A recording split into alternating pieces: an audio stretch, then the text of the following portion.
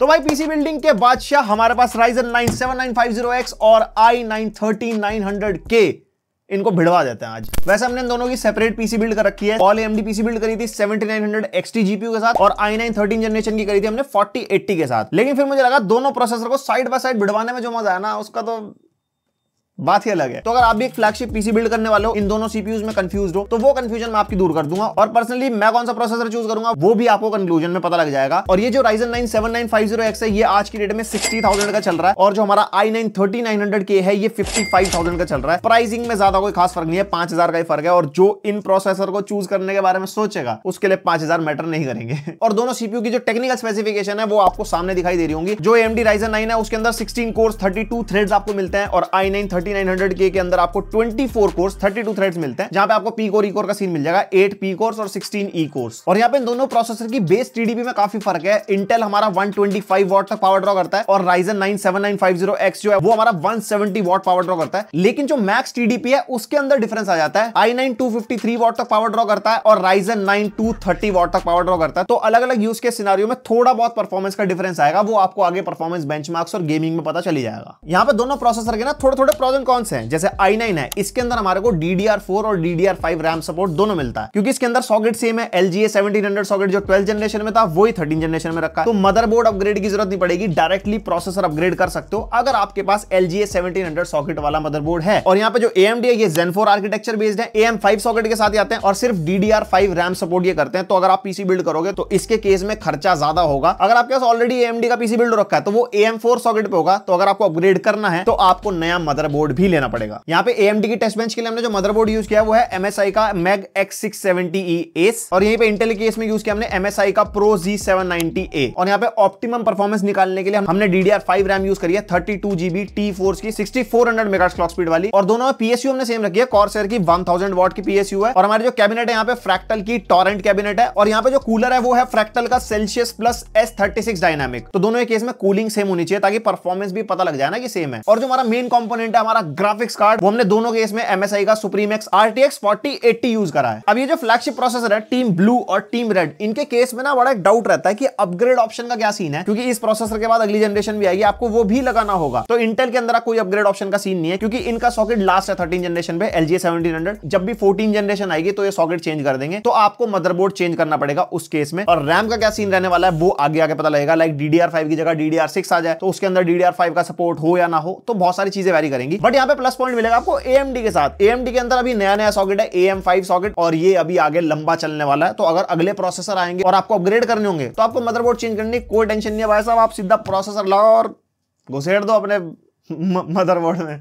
तो ये तो सारी ऊपर ऊपर की बातचीत होगी। अब जरा बेंचमार्क्स पे नजर मार लो और बेंचमार्क्स का सीधा सा बता दूं, हायर इज बेटर, जिसके नंबर ज्यादा वो सीपीयू बेटर। सबसे पहले Cinebench R23 इंटेल के अंदर 39,700 के आसपास कोर है और Ryzen 9 7950X में 38,000 है। तो 1500 पॉइंट्स के आसपास का डिफरेंस है। और यहाँ पे सिंगल कोर के मामले में भी i9 ही ज्यादा बेटर परफॉर्म करता है। और यहाँ पे Geekbench 5 के स्कोर है। Geekbench 5 के मामले में इंटेल का मल्टी कोर स्कोर काफी कम आया भाई। और जो Geekbench 5 टेस्ट भी है ना, ये भी हमारा Cinebench R23 की तरह ही है, मतलब डिफरेंट टेस्ट रन करता है बैकग्राउंड में और जितनी जल्दी निपटता है उस हिसाब से स्कोर कैलकुलेट हो जाते हैं। और यहाँ पे जो सिंगल कोर के स्कोर्स हैं वो लगभग सेम से ही मिले। उसके बाद हमने ब्लेंडर बेंचमार्क किया सीपीयू पे, ताकि हमारे को सीपीयू की परफॉर्मेंस मिले। वैसे तो ब्लेंडर जीपीयू सेंट्रिक सॉफ्टवेयर है और यहाँ पे इंटेल का स्कोर कम निकल गया है AMD कंपैरिजन में। ज्यादा डिफरेंस नहीं है बट यस थोड़ा सा डिफरेंस तो है। और ये हमारा क्रॉस मार्क का स्कोर है और इसमें ओवरऑल हर चीज के मामले में इंटेल ज्यादा बेटर परफॉर्म करता है। ये डिफरेंट सिनेरियोस टेस्ट करता है, जैसे प्रोडक्टिविटी, रिस्पॉन्सिवनेस, ये सारी चीजें जो होती है ना। और ये वाला जो बेंचमार्क है डेडिकेटेडली सीपीयूज के लिए ही होता है। तो यहाँ पे i9 ज्यादा बेटर परफॉर्म करता है। अब ये तो नंबरी बातचीत होगी। इन दोनों प्रोसेसर को हमने ढंग से रगड़ा, मतलब हमारे स्टूडियो में हर किसी ने यूज करके देखा है। जैसे 1x प्लेयर वाली वीडियो हमने VFX बनाया था ना आफ्टर इफेक्ट्स के थ्रू, वो हमने इन दोनों पे यूज करके देखा था। हमारे को भाई कोई प्रॉब्लम नहीं आई, दोनों प्रोसेसर ने बिल्कुल इक्वली परफॉर्म किया। 4K वीडियो एडिटिंग आप बिल्कुल आराम से कर सकते हो मक्खन तरीके से भाई। फ्लैगशिप सीपीयूज है तो टाइमलाइन रेंडर वगैरह में ऐसी कोई दिक्कत नहीं होती। तो यहाँ पे प्रोडक्टिविटी के मामले में दोनों प्रोसेसर बढ़िया परफॉर्म करते हैं। किसी किसी जगह पे AMD थोड़ा सा बेटर हो जाएगा, किसी किसी जगह पे i9 थोड़ा ज्यादा बेटर हो जाएगा। बट देखा जाए ओवरऑल अगर कंक्लूजन बताऊं तो दोनों की परफॉर्मेंस बिल्कुल इक्वली सेम निकल के आती है। रियल लाइफ में अगर आपको हम i9 और Ryzen 9 के दो पीसी साइड बाय साइड दे देंगे ना, तो आपको 1% भी पता नहीं चलेगा कि किसके अंदर कितनी बेटर परफॉर्मेंस आ रही है, किसके अंदर थोड़ी कम आ रही है। अकॉर्डिंग टू बेंचमार्क्स दोनों प्रोसेसर में कोई भी हम प्रोडक्टिव टास्क करते हैं ना तो 2-4 मिनट ऊपर नीचे होंगे। कोई इसमें ज्यादा तो कोई इसमें कम, कोई इसमें ज्यादा तो कोई इसमें कम। तो क्या वो 2-4 मिनट आपके लिए वैल्यू रखते हैं?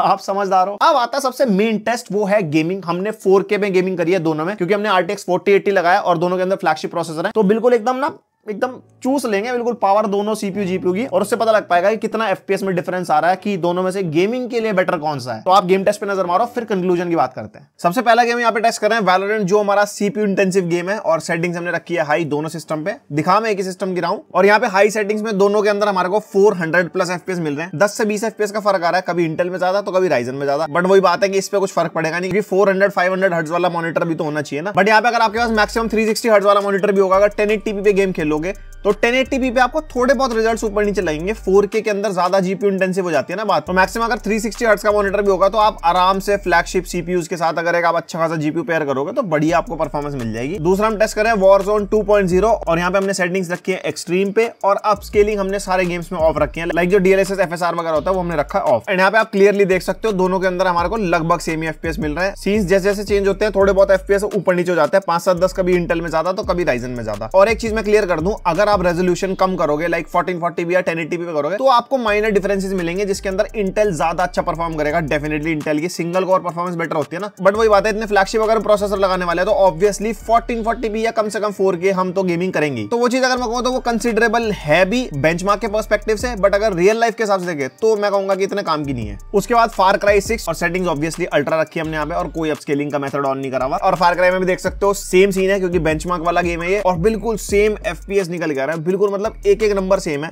थोड़ा बहुत 1-2 नंबर ऊपर नीचे हो जाते हैं, बट यहाँ मैं कहूंगा कि 4K में परफॉर्मेंस बिल्कुल सेम निकल के आएगी। इवन अगर आप 1440p में गेमिंग करोगे तब भी सेम ही परफॉर्मेंस आएगी। उसके बाद फोर्जा होराइजन 5, और यहाँ पे हम टेस्ट कर रहे हैं एक्सट्रीम पे, सब कुछ बिल्कुल हाईएस्ट कर दिया यहाँ पे, और एक्सट्रीम प्रीसेट पे हमारे को लगभग सेम FPS मिल रहे हैं, किसी किसी जगह वही 5-7 FPS का डिफरेंस आ रहा है। 4K में यहाँ पे सेम ही FPS मिलने वाले हैं। एक चीज का थोड़ा ध्यान देना, इंटेल थोड़ी ज्यादा पावर ड्रॉ कर रहा है एज कम्पेयर टू AMD, तो AMD हमारा पावर एफिशिएंट भी है। और यहाँ पे जो क्लॉक स्पीड है इंटेल की, वो हमारी कुछ ग्लिच हो गया था, अटक गई थी, तो इंटेल की क्लॉक स्पीड आप इग्नोर कर सकते हो। उसके बाद रेड डेड रिडेम्पशन 2, और यहाँ पे फेवर क्वालिटी सब कुछ मतलब हाईएस्ट पे कर दिया था हमने। और हाँ, परफॉर्मेंस को रियल रखने के लिए हमने DLSS ऑन नहीं करा था, और यहाँ side by side same scene होते हुए और बिल्कुल लगभग सेम FPS 2, 4, 5 ऊपर नीचे होते रहते हैं, जिससे एक्चुअल गेमिंग पे कोई फर्क नहीं पड़ता। और यहाँ पे भी आप देख सकते हो इंटेल ज्यादा पावर ड्रॉ कर रहा है as compare to AMD। AMD sort of power efficient processor है, और AMD के टेम्परेचर्स भी कम है इंटेल की कंपैरिजन में, जबकि हमने सेम कैबिनेट यूज किया है और सेम ही कूलर यूज करा है, तो यहाँ पे AMD इन चीजों में बेटर भी है और परफॉर्मेंस सेम ही निकाल के दे रहे हैं। उसके बाद प्यारा GTA 5, और यहाँ पे आप सेटिंग्स देख सकते हो, वेरी हाई अल्ट्रा,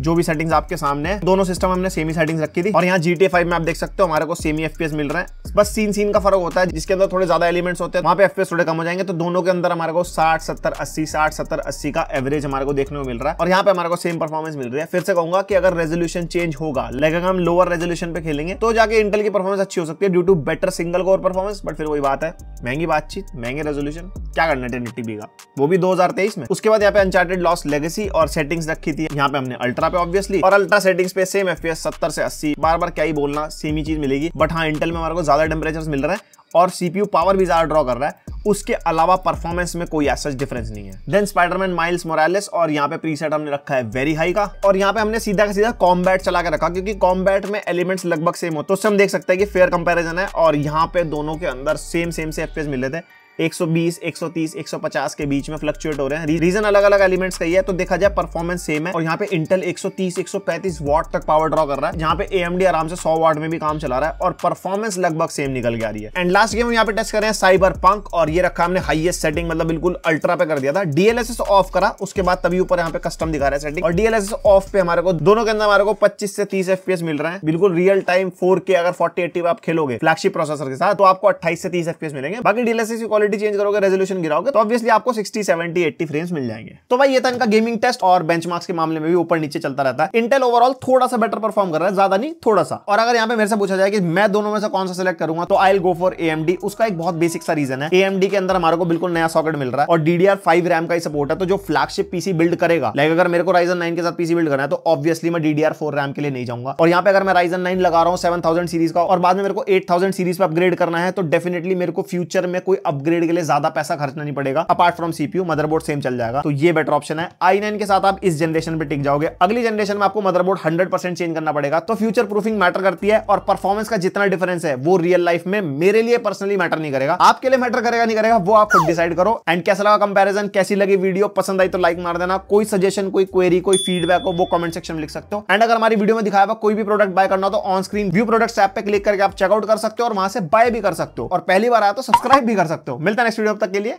बाय।